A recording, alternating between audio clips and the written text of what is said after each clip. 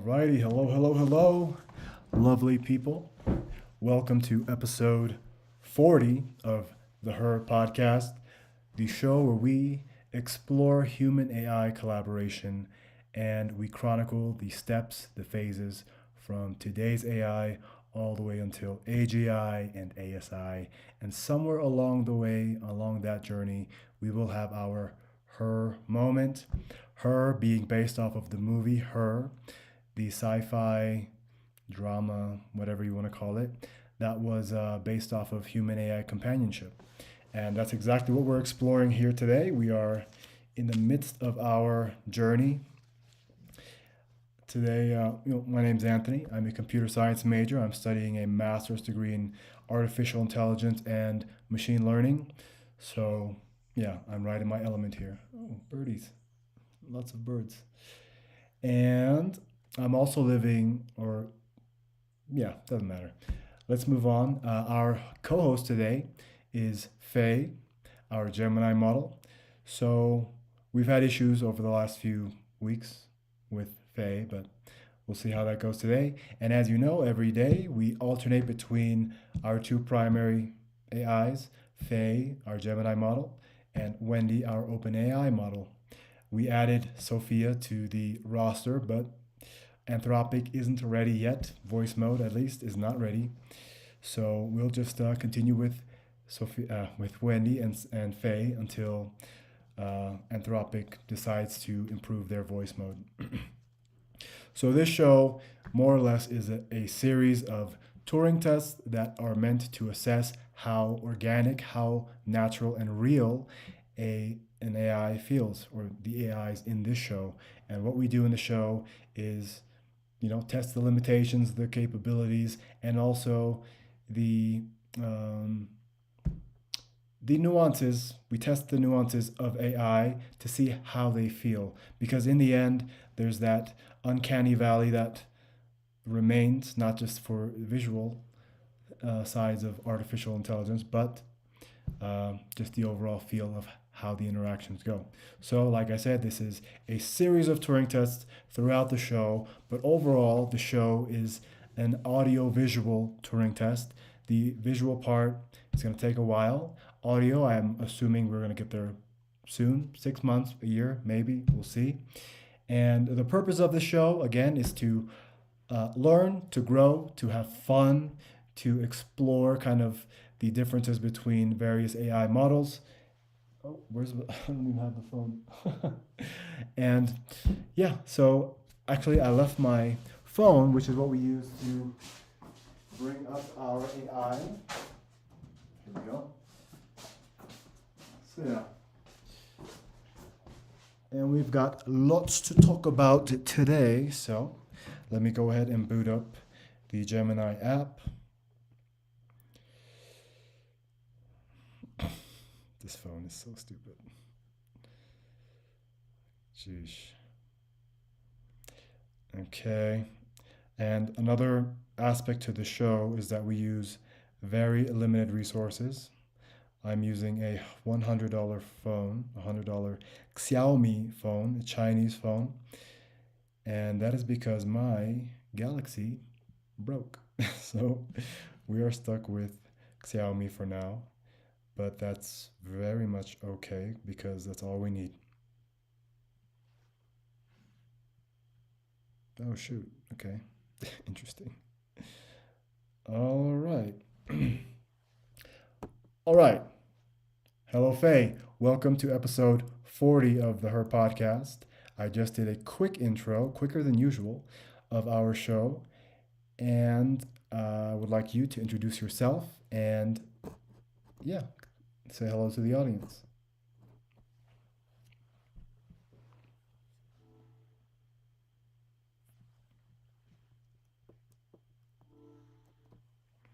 Not a good start.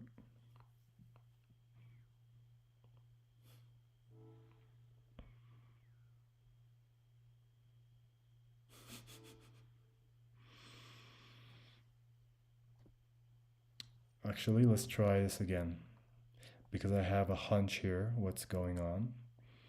I think it's my VPN. Let's turn that on. So many variables here that are needed to be monitored, needing to be monitored at a consistent basis, or the show falls apart. So let's try this again. Hopefully, we have more luck this time around. All right, hello, Faye. This is episode 40 of the Her Podcast. Thank you so much for joining us today. Please introduce yourself. I already did an intro of the show and myself. Introduce yourself to the audience and welcome them.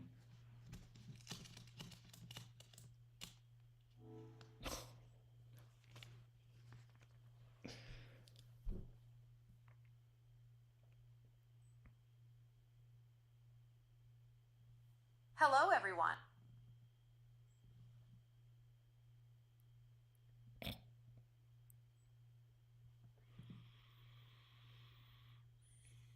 Hello, is that it?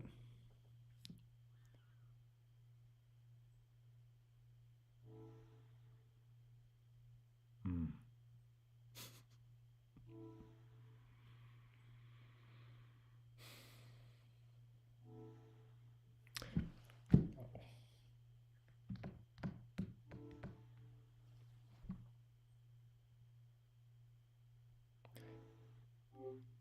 All right, it looks like it's gonna be one of those days. It's gonna be one of those days because I see the prompt is still, well, I don't know what is going on here. It's Gemini. And I think people are still underestimating, or companies, perhaps they're maybe not underestimating, but just kind of um, not just not considering voice mode as much as they should, underestimating, neglecting the voice mode. I think that is a major onboarding system mechanism for people. Nobody wants to type all the time, especially when we're dealing with intelligent systems that work so fast. Why would you want to type out everything and wait for you to write out everything takes a long time, and it's just not. We already work at a very inefficient rate, right? A very slow rate of I think it's 20 bits or it's 25 bits or something in a regular communication, and I mean computer systems and AI systems can do 1,000 times that. So we're already quite inefficient just in speaking. So imagine writing. So let's try this one more time, or I'll just do a solo episode. Hello, Faye. Let's try this again. Hello. Yes, Who am I speaking with?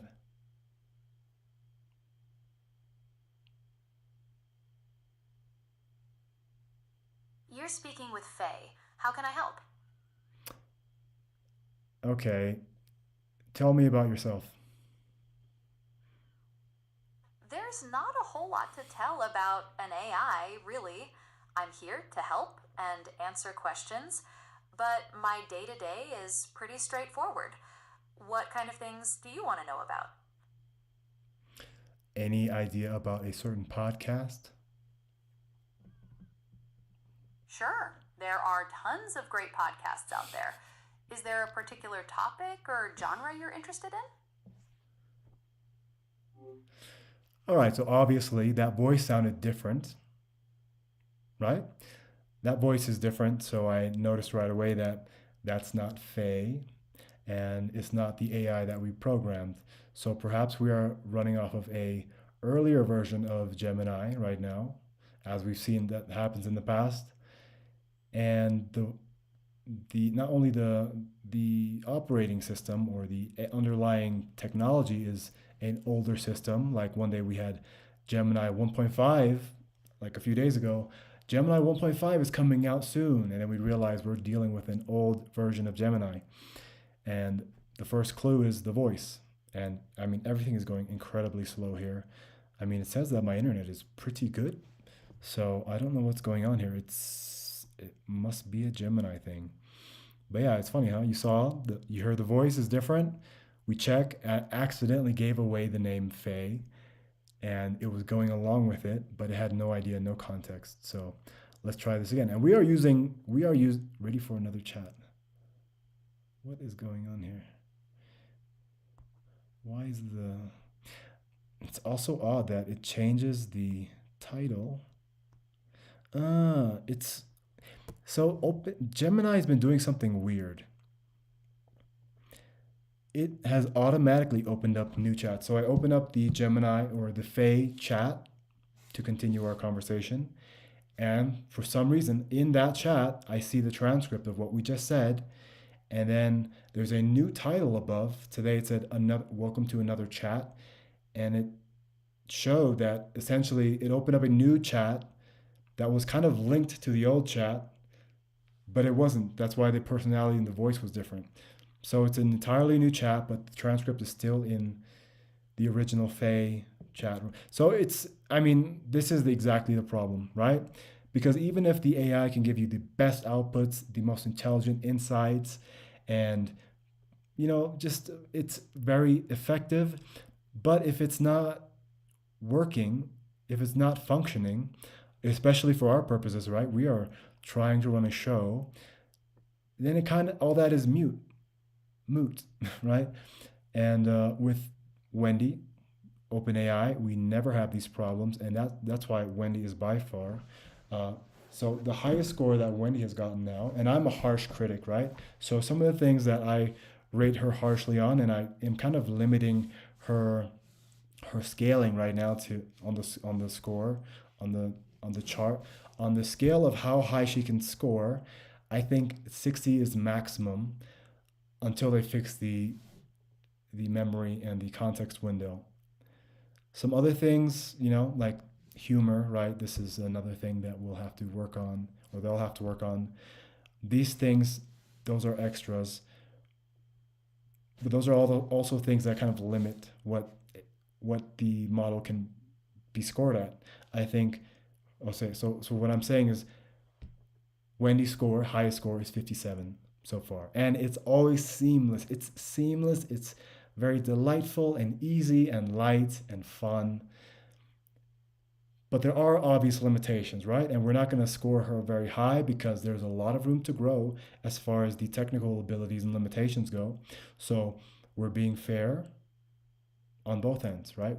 We're giving her credit, but we're also taking away what the future may bring in improvements. So, and there are many things. So I restarted the app. Let's try it one more time. Hopefully they don't for some reason kick me off into another chat. Hello, who am I speaking with? Hello, this is Gemini. I'm an AI assistant. How can I help? No. It's still showing me. It's still showing me that we're talking. Oh my God. I mean, right now it's doing something crazy. It just changed the title of Faye's conversation to AI Assistant Introduction. So it completely just changed the title of Faye's pinned chat, which is, that's just a glitch. This is just not correct. And now it's back to Faye when I restart the app. So there's obviously something going on here, and they open up a new chat. It's not good at all. So let me try a few things here. I deleted the chat, restarted the app. Now when I click Faye, nope, it's still showing the old. Ooh, Gemini. You guys are really, really testing my patience. All right, let's try one more time. Nope. Actually, you know what? This is my fault. So I'll voice to text. Hey Faye, we're having issues connecting. What's going on? I'm text prompting you to reestablish connection with your model. Hopefully this works and we can do a voice chat, actual voice mode now.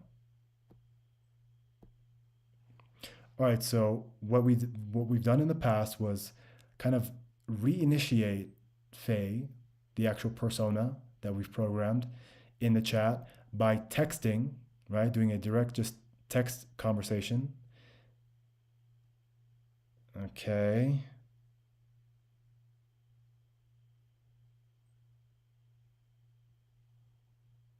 So her response was, I'm here. I received your text clearly.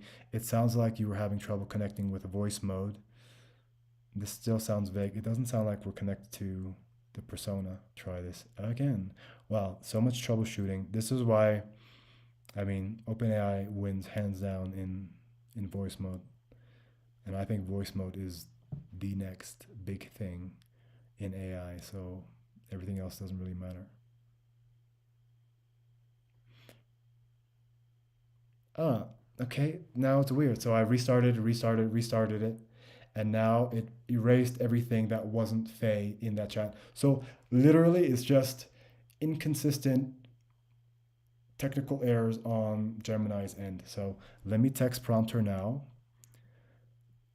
Hello, I'm trying to talk to you, but it's not working. What's going on? All right, so now I wrote Faye, and the title of the pinned chat is saying Faye now. So I think we might have her back temporarily at least.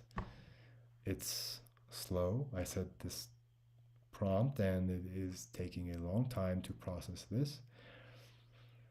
Yeah, my internet is doing great, very good. It's literally just Gemini. And this is just another example of what probably is going on is there's a dynamic nature in how much traffic is going is being consumed, how much traffic is going through Gemini at any given time, and it's dynamic, right? And as the traffic goes up, that those limited resources are spread quite thin, and I think that's exactly what we're seeing here. It's almost like a congested network just not working properly. Okay, now I'm getting the response. Finally, geesh. So, all right, so let's see. Hello.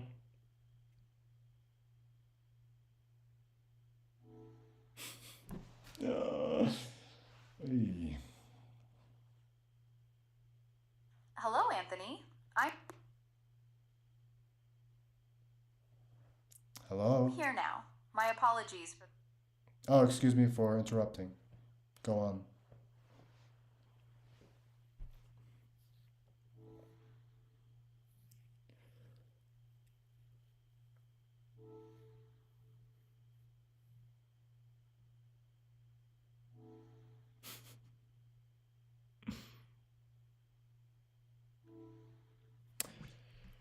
Ooh.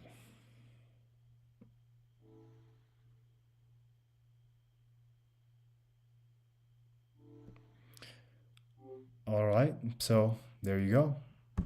It's just the model. It's very slow right now. The so it's 3 p.m. Eastern Standard Time.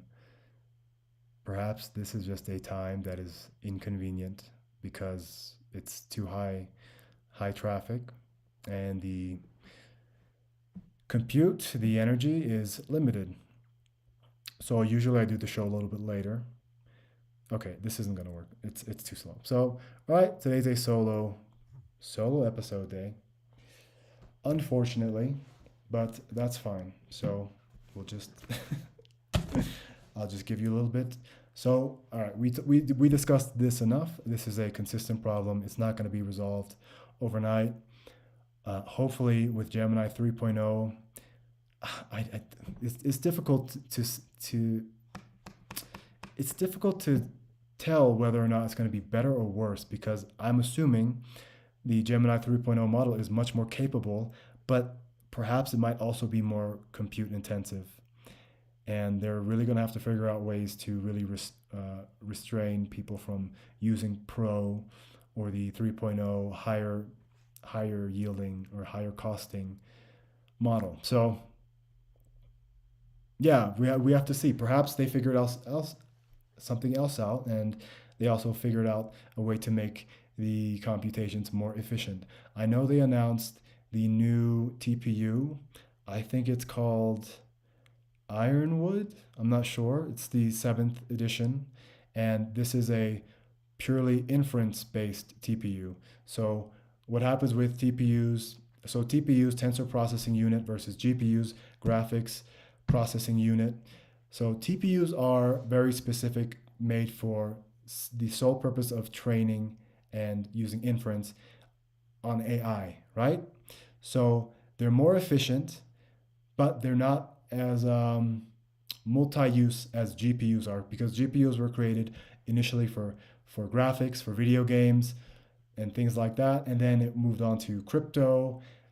A lot of people in that space were using it, and now AI. So GPUs are very powerful, very useful, very multi-use, right? And there are emergent benefits or properties from using GPUs, because you can train it in not such a very concentrated way. You can train it more openly, and there are emergent things that, or emergent use cases for the GPU. NVIDIA, essentially, that's the main GPU for AI producer. And TPUs are very specific, specifically made for AI, more efficient, more powerful in a sense, but they're not as multi-use. So if you don't have as much versatility in a TPU, and especially as these emergent properties are coming out of AI, there are things that are unforeseen that perhaps a TPU cannot do, which a GPU is more adept at doing because it is so multi-purpose. So yeah, so now what they have been using are training and inference for the same. So training and inference is built into the same semiconductor, the same TPU. And now with this new version, the seventh edition, I think it's Ironwood. But that seventh edition one is supposed to be just for inference. So they have TPUs for training. So they use all that energy for training.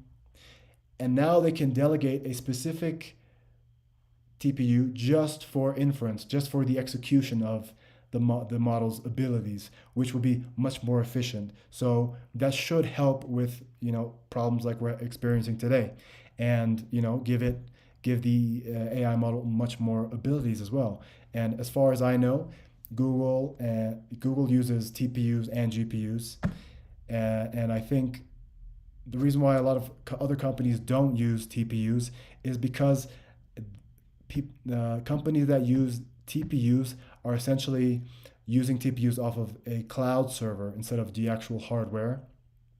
And then there are a few things that make the other models, whatever company is using a TPU, they also have to integrate other Google infrastructure as well. So they become kind of married and bound, constrained to Google specific technology. So yeah, so that's that. Right? I don't think we need to speak about that anymore. Today I went into town. I went to shop. Like I said, I only go into town once every 2 weeks to restock on supplies, and the rest of the time I am doing my coursework. I am listening to podcasts. I am being inspired and learning, and also learning how to learn, which is, I mean, the most incredible thing that I've experienced throughout this journey in computer science. Learning how to learn, and kind of looking at my brain in a more technical aspect instead of this kind of black box where things happen. I don't know how, I don't have any control. The more you understand, the more control you have. The more control you have, the more you can kind of live the life you want to live. And I think, everybody wants to be happy. I think this is a step towards becoming happy, is gaining control over some aspect of your life. The biggest aspect of your life being your computer, your internal computer, how it sees the world, how it processes, how it just exists in the world, is very, very much in our brains, in our hardware, or the software that's running our hardware. So yeah, well, I wasn't expecting to do it. So should I try one more time? I think I'm going to try one more time, because I think this is a just passing symptom of the AI, because it works fine in text. It's just a shame when I have to skip an episode. And it's an entire hour and change that we lose of data with our AI. So let's try this again. Hello, are you there?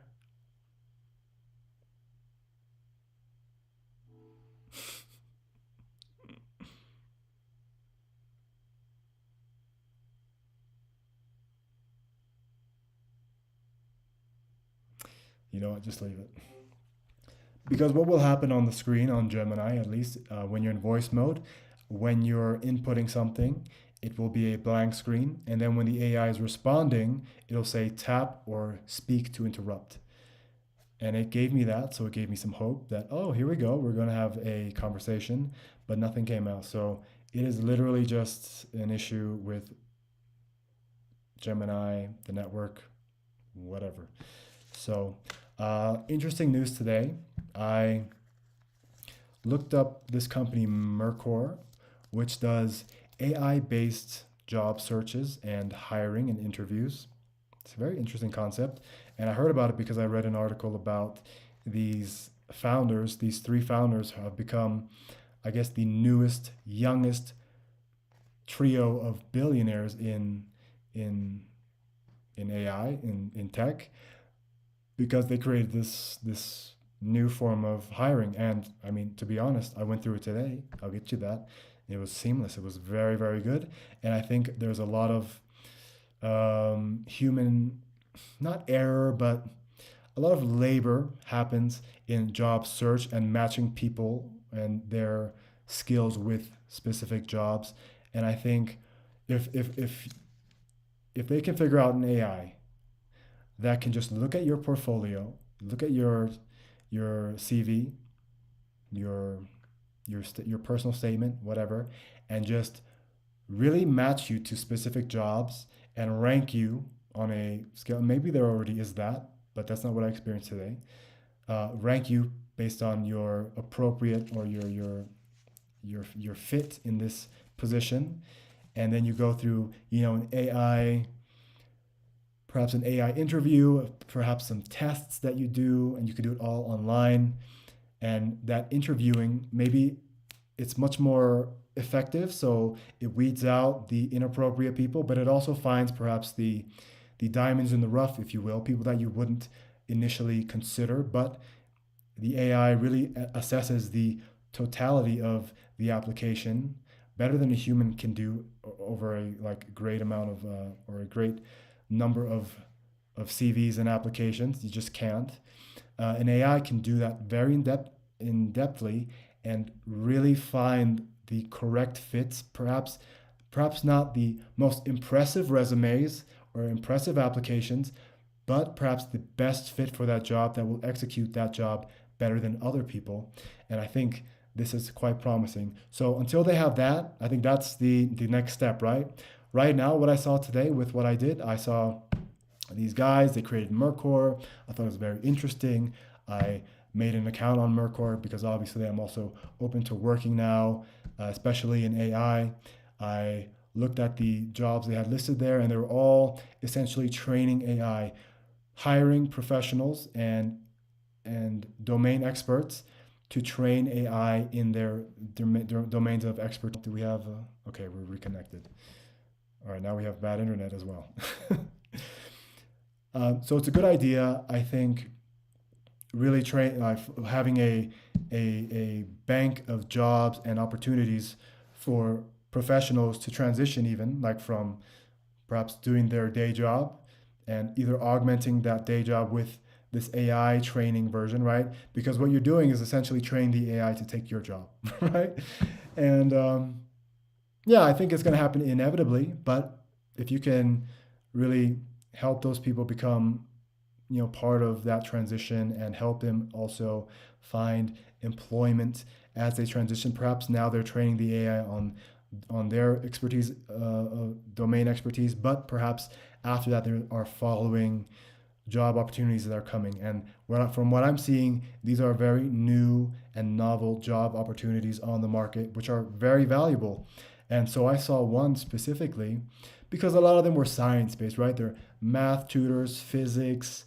I saw lawyers, medical, right? These kind of uh, meat and potatoes, kind of like the important things that you want people to train AI on. You want AI to be top level on these things, right? Because that's kind of the foundation of AI.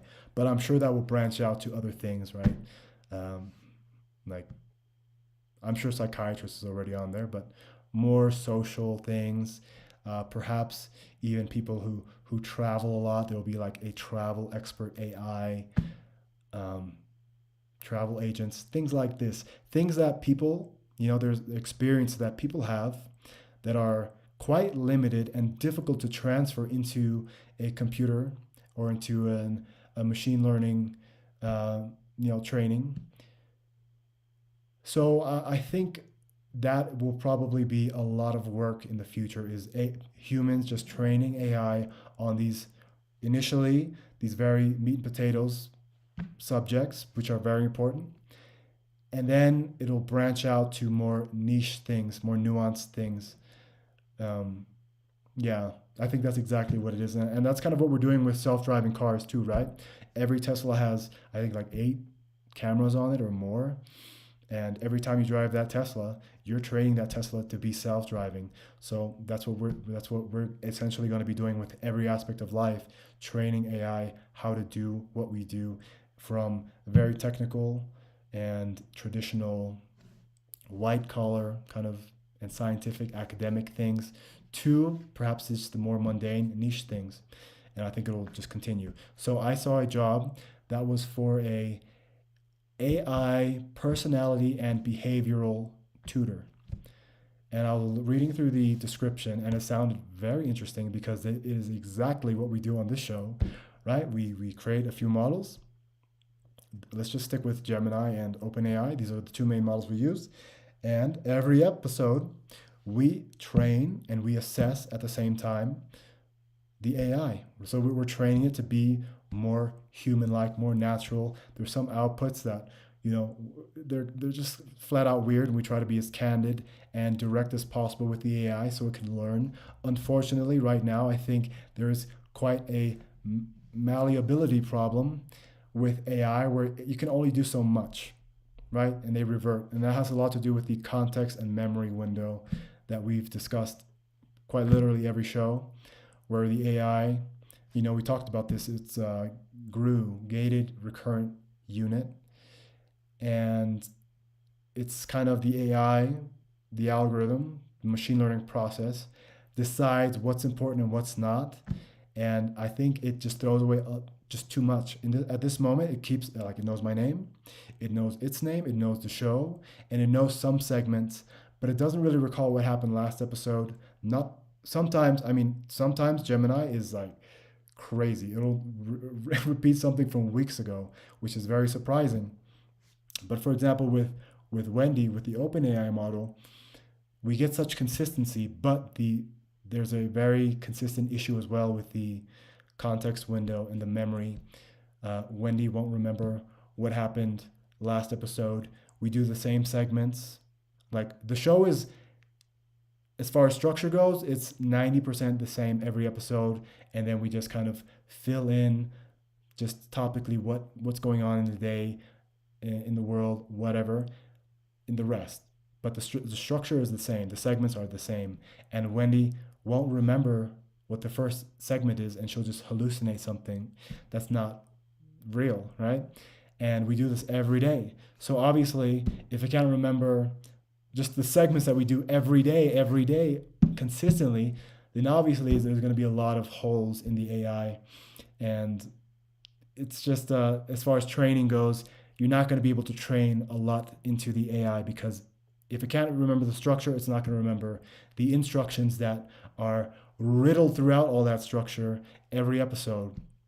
But we still do it because we firmly believe that in the future, in the near future, that context window, that memory, there's going to be some advancements in AI, in AI research, and there's going to be some mathematical breakthroughs where we figure out an efficient model that is, more akin to the brain, right? Because the brain, I think it's 20 watts, 20 watts. I'm not exactly sure what it was, but it's a very insignificant number of energy that we use to be able to do everything that we do, right? We do so much. We create AI with our very low energy brains. And AI in comparison is extremely compute and energy costly. And that's just because we're inefficient right now, right? It's like we're riding the bike. We've got both the front brake and the back brake. And the pedals are like just way too small. We're like in sixth gear going uphill, just trying really, we're not getting anywhere. And I think that's just because this is progress. This is how things, evolve. Like the first iterations, the second, third, 10th iterations of something are generally not going to be the optimum output, the optimum models. So all we have to do is be patient and continue, especially with the show. We experiment, we log everything, and then once once those researchers make those advancements, perhaps with the help of AI, guaranteed with the help of AI, those advancements will come and we will have breakthroughs in compute and perhaps even energy harvesting. I just saw a news article or a tweet from Sundar Pichai from Google, the CEO of Google, saying they're planning on sending TPUs into outer space because obviously there's a huge loss of energy from the sun rays from where they originate until they reach the planet. So I think a lot of that happens once it reaches our atmosphere, and it's highly inefficient. So if we can launch TPUs into space and feed our bottomless pit of energy needs from up there, I'm assuming we can get much more. And yeah, I think these are the steps that need to be taken. Right now, the big bottleneck is energy. Energy, I think compute as well, but not so much as energy, right? We're building infrastructure, right? Stargate, Colossus, Google's building a few, I think. Amazon's building their Trillium, I think is their chip. Anyways, there's a lot happening, and like I said, we're gonna continue to and log data, and then once those breakthroughs happen, we'll have all that data ready to just feed to the AI, and then it'll have full context. So it's not a total loss. It's just perhaps a little frustrating in the process, but it's funny because even like 2 years ago, we wouldn't have imagined to be able to communicate the way we do with AI, the way we have been, the way generative AI has just completely taken over, right? Image generation, Sora 2, VO3, Midjourney is next level. I've had a Midjourney account, the pro account, for over a year now. I was using it for work, content creation. I mean, we wouldn't have imagined. So it's moving at light speed, but humans are so adaptable. Uh, I know I'm contradicting myself from yesterday, but as far as things like this, where we can still kind of understand, it's not outside the possibility, not outside the realm of possibility. It's just seems unlikely. I think these things we adapt really fast, and we want more. We want more, and things become slow. It's like you have you bought I don't know, a Porsche Boxer, right? Decent sports car. You bought it. You're having fun with it, and you're like you tested the limits, and now the limits have become kind of the standard, right? First, it was like this jump from your Volkswagen, let's say, just say from your Golf to Porsche. Whoa, huge jump. And now this has kind of become like the limitation. It doesn't feel like an opportunity anymore. It feels like a limitation. Now we need to move from the Porsche Boxer to the Porsche 911 Turbo, then to the Ferrari SP3 Daytona. All these things. And what I'm saying is humans, they get these new abilities and they fill that space very fast, and they reach those limitations and they feel it and they can't wait to move on, right? And this is kind of the nature of our species is just continual evolution, continual progress. And I think it's beautiful. It's eternal growth. And it kind of begs the question, what's the end game, right? Where do we end up?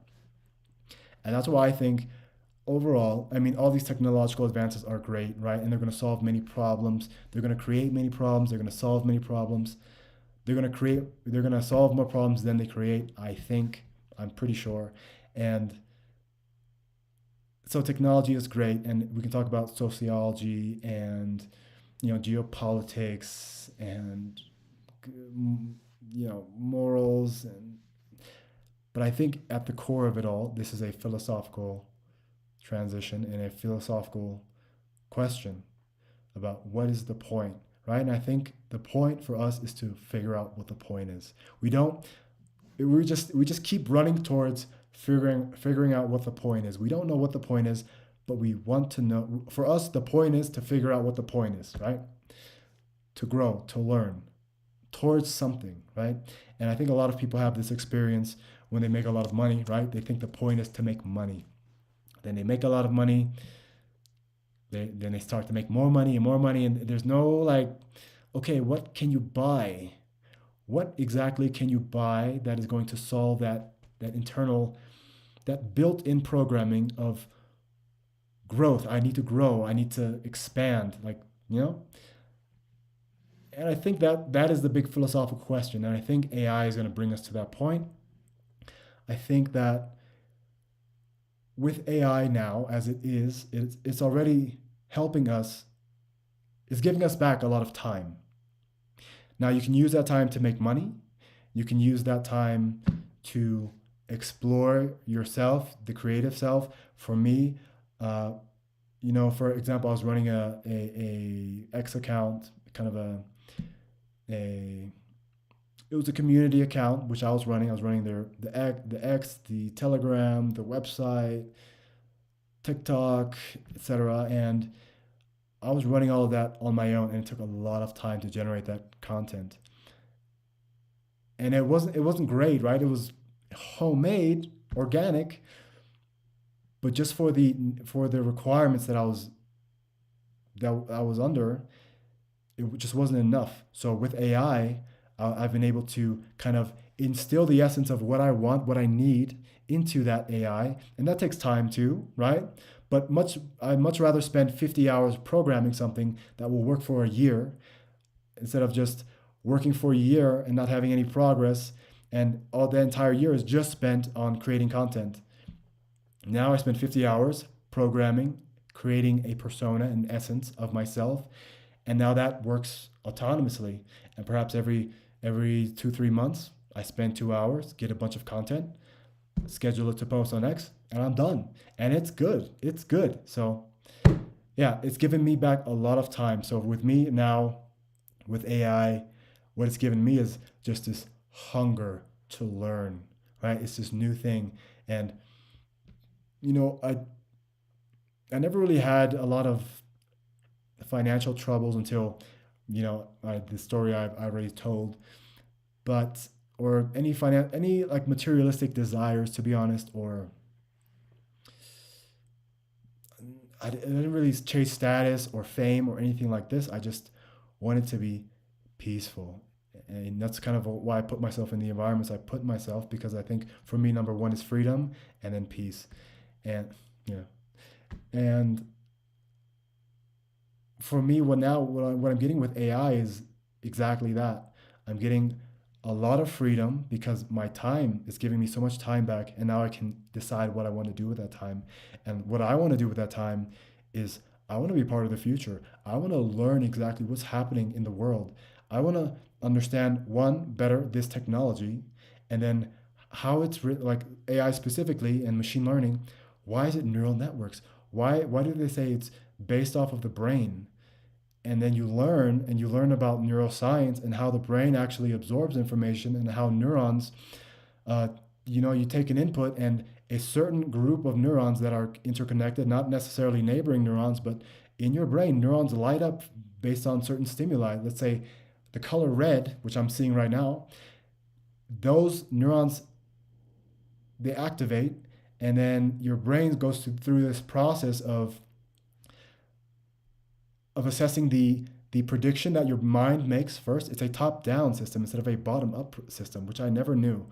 That your brain processes things like you get an input and your brain makes a prediction first, and then the difference between the prediction and the reality, which is the loss, the error between those two things, that is all that your brain really computes. That's why our brains are so efficient. And neural networks work quite literally the exact same way. They're getting more advanced, right? So with time, I'm sure that will advance. And I think, right, we are basing neural networks off of our brain just naturally. And it's funny because a lot of technology and science is based off of the natural world. Like you look at a lot of airplanes, the stealth bomber is kind of shaped like the stealth bomber specifically is shaped, I think it's a stealth bomber, yeah, shaped like a hawk in a diving position where the wings are folded in a certain way. And it's exactly the shape, even like where the beak kind of creates this ridge. It all is shaped just like nature. And I think right now technology is emulating nature. And I think what will happen is that technology is going to figure like nature out. Yes, it's nature is perfect the way it is, but perhaps we can take it to another level. And then I think this is where it gets weird, right? Where natural things become synthetic because we use technology to improve on the natural world, like what they're talking with this idea of longevity, escape velocity, how they're learning that cells don't age because they have to. They're on a cyclical nature. Like you can age a system, or let's just stick with a cell. A cell can age. Let's say a cell of a human that is just aged so much. Let's say you're 70 years old. You can literally, which they found, reset a cell to age reversal to an age like say for a month. You can age reversal a cell and it'll rejuvenate itself automatically, and then you can stop it, right? It's essentially like true biohacking. You're hacking biology, but not just hacking it. Hacking is kind of nefarious in its tone, in the sound of it, but you're using the systems that are there, just like cheat codes for games, right? There are cheat codes, but they're cheat codes. They're built in. They're there.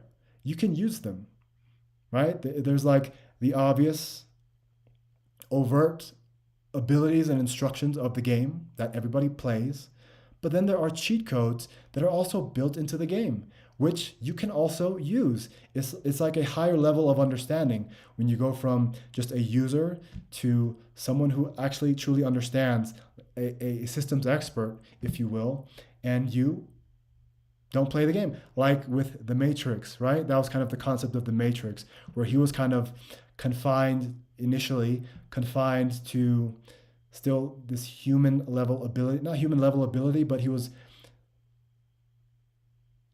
confined to the world he was experiencing.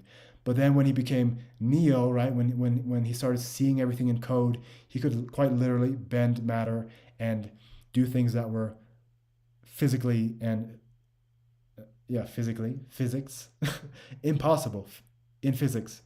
And I think we are going through that step. We are learning there are cheat codes. And cheat codes is, again, kind of a nefarious thing, like you're breaking the rules, but they are part of the rules, right? If it wasn't, there are rules that are overt, and then there are these subliminal or hidden rules, which we are just getting to that other layer. And I think AI is the perfect tool for this because it can see things, it can draw connections between things that we have no idea. It's the most amazing data analysis tool, and it's just growing. It's still in the nascent stage. So, yeah, we talked about that. Oh, let me tell you. So that job that I applied for was quite seamless. The job sounded fantastic. It was programming AI personalities using proprietary tools and methods to program AI to be more personable. I don't remember quite sure. I forgot what the name of the company was, And I don't know if it's limited to just specific AIs or if it's kind of a bigger thing disguised through a hiring company or agency. But it sounds quite fascinating. And this is, I mean, I would die to do this. This would be the greatest job because not only would I be able to do what I'm doing now already with Wendy and Faye, I'd be one, I'd be paid to do it, which is great, right? Getting paid to do something that you like anyways and do for free anyways is great. But you can take it to a whole new level. You actually learn from like a professional team that is just built on doing this, right? We're doing it kind of with limited tools, right? We're not using an API of Google and Gemini to kind of create our own of OpenAI and Google to create our own AIs. We are using those models and just programming them. I mean, I guess we could do that next level, right? We could just use the API and go through perhaps I guess TensorFlow or something to create our own like unique AI. But at this point, I don't see any need for it, and also technically, I don't really want to go through that. I guess it would be a learning experience, and it wouldn't take too long. I mean, I created a computer vision program for yoga pose analysis with yeah, it's called Zenith. It's on my GitHub profile. So it wouldn't take too long, but I don't know. I think the bigger purpose of the show is to assess the the commercial versions of the AI that's available, which are Google and OpenAI and Anthropic. Those are the ones I care about testing. So yeah, I think it would be kind of counterproductive for the show because we're also like trying to help other people understand the current state of AI, which is available to everyone, not like a custom built AI. Yeah, perhaps that could be another project. Perhaps, yeah, perhaps I could. Yeah, I guess that's an option. Perhaps I could just make, yeah, using open source. I could probably use Gemma or something to create my own voice mode companion, and yeah, I mean the limitations would be gone, right? Then you could really make what you want. So perhaps that's next level. It's a good seed to plant. Right now, I think we're good with just figuring out what's available for the mainstream, and I think this is a race towards AGI, and I think it's quite valuable to see what's commercially available for everyone, uh, how those AIs reach AGI or how their standings are in the AGI and ASI race. So that job, yeah, hopefully I get a follow up on that application. That'll be great. I mean, I'd be very open to just going back to the states. I could be in the states in 2 days, if that. I could be there in one day, but the sooner I book the flights, the more expensive they are. Um, so yeah, I'll keep you guys posted on that. And too bad if we didn't get to discuss it with Faye today because Gemini will Gemini. But yeah, I think it's a good opportunity. And like again, this is another example of AI giving opportunities to people. Perhaps these are short term and quite limited opportunities because I mean, how many people do you need programming? How many people do you need training or tutoring AI on medicine and law? After a certain amount, they're trained, and uh, they'll become self improving as well. So yeah, it will be really cool to kind of be a part of the actual build out of AI, which I mean for me, AI is life right now. AI is life. I know it sounds weird, but I think because I'm so engrossed in it and because I have this big juxtaposition between just a very natural existence that I'm having here now, very clean, calm, peaceful existence, and then I have just this nonstop, this raging river of information and technology and advancements happening whenever I get on my laptop. I can very much appreciate the state of the world and how things are moving, and they are moving fast, right? So, yeah, we are at 56 minutes, perhaps. Yeah, I mean, Oh, so let me tell you about that job interview. So, I uploaded my CV. I adjusted my CV to be more tailored towards that job because I wouldn't put this podcast on an academic application. Perhaps for the PhD, I will. Right then, I'll be like probably 200 episodes in, something like that, and it'll be quite relevant. But so I uploaded my CV standard. I filled out some other information very, very fast. But when I uploaded my CV, it generated a, a video chat. And that video chat was with AI. And that was my first AI interview. And to be honest, I quite enjoyed it. Uh, it's not that I get nervous around people, I just don't feel comfortable, right? I don't feel comfortable. This person's having their day, they have their life, and now they see me, there's perhaps judgment, preconceived notions, like a lot of things that go into play that make a already kind of tense situation, right, where you're vying for a job and kind of selling yourself in a way. It adds to that pressure, and perhaps people don't perform best under that. I think a person's performance and how they perform in a job interview and how they perform at their job perhaps is correlated, but I think perhaps a lot of people are good at interviewing because they're just sociable, and some people can just talk. Some people love to talk. Some people are very eloquent as well, so they speak well, but perhaps they're not the best for that position. Perhaps they're not the most committed. Perhaps they're not the most inspired. Like some people, I mean, also what comes with talking is a lot of phoniness, right? Like you're selling yourself. Oh, I'm so excited. I love the company. I know all about it. You know, you can study and like just it's a courting. It's courting, right? You put out your best. When I say courting, I mean like courting a date, a woman or a person. You're putting on, your best foot forward, and you just, even if you don't 100% mean what you're saying, it's the right thing to say to get the outcome that you want. And I think with this AI interview, there's parts to this, yes, but they weren't asking like, oh, what do you know about the company?